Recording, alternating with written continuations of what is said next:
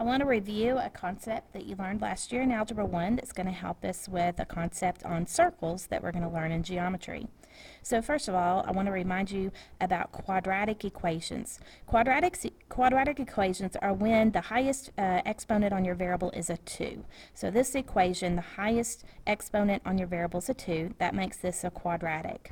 If the highest exponent on your variable is a 1, like it is in this equation, that's called a linear equation. So when you graph it, it's going to be a line. So this one, the highest exponent is 2. That makes it a quadratic. When you graph quadratics, you get a parabola, or a U-shaped graph. So here's the graph of the line. Here's the graph that's the parabola for the quadratic equation.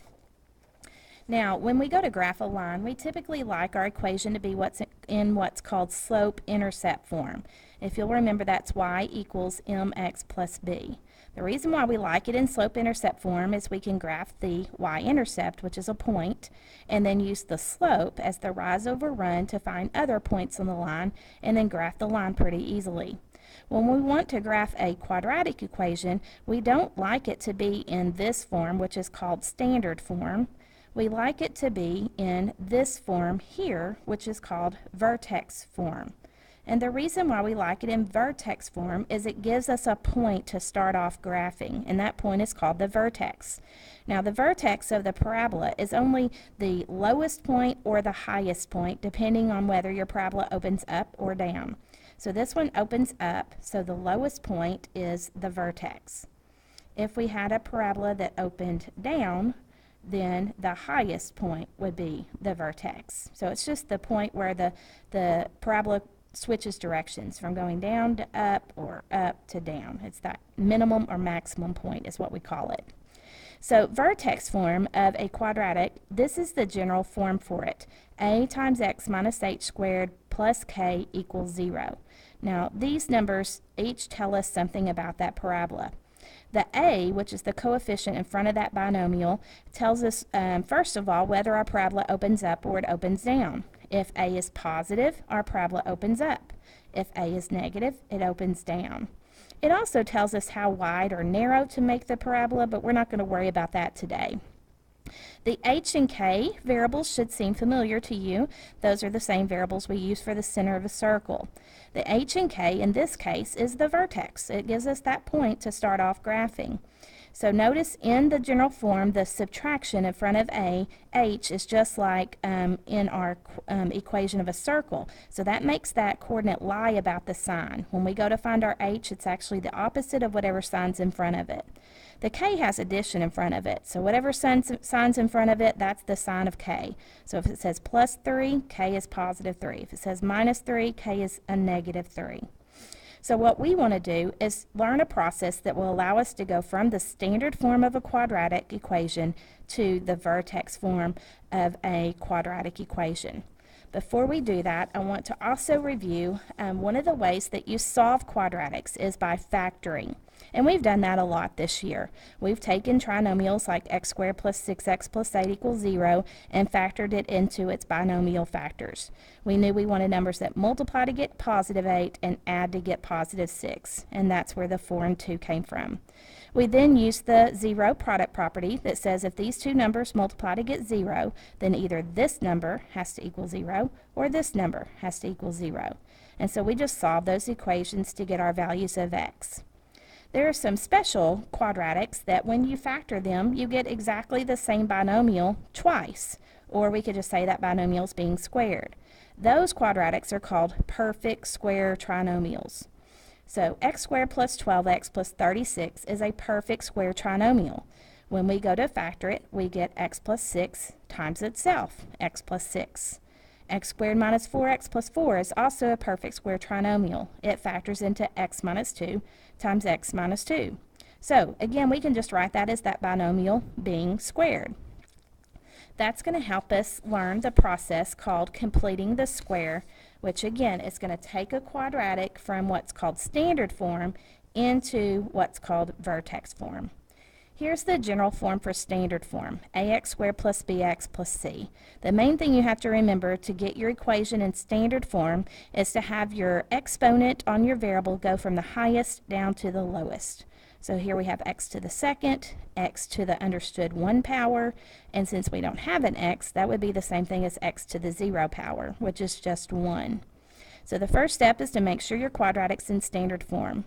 The next step is to simply move the c value, which is the constant, the number that doesn't have an x, to the other side of the equation. So remember, when numbers change to the other side of the equation, they have to change signs too. What you're really doing is subtracting 13 from both sides. That's why 13 ends up negative on the other side of the equation. Now, the next step is to create a perfect square trinomial on the left side of the equation. To do that, the first thing we do is take half of our b value. Now, b is just the number in front of x, the x to the first power. So in this case, b is negative 8.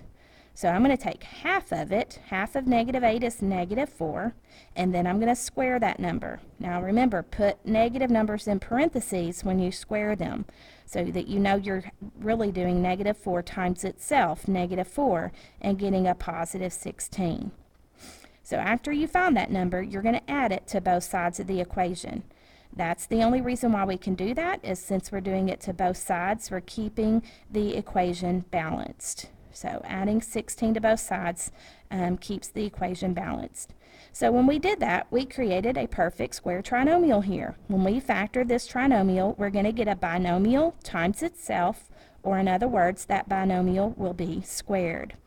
The variable of the binomial, of course, is x, and to find this number, all you have to do is take your half of b value. You're taking half of negative 8 in this case, which is a negative 4. So this will be minus 4. If you're wondering if that works, put out to the side x minus 4 times x minus 4, and make sure you get this trinomial.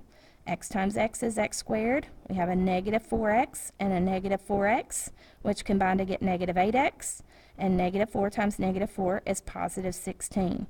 So this side factors into x minus 4 squared. The right side, you have two constants which are like terms, and you can add them together and get a positive 3. So this is almost in vertex form, except vertex form has it set equal to 0. So we're going to move that 3 to the left side of the equation, and again remember to change its sign. So you're going to have x minus 4 squared minus 3 equals 0. This is vertex form.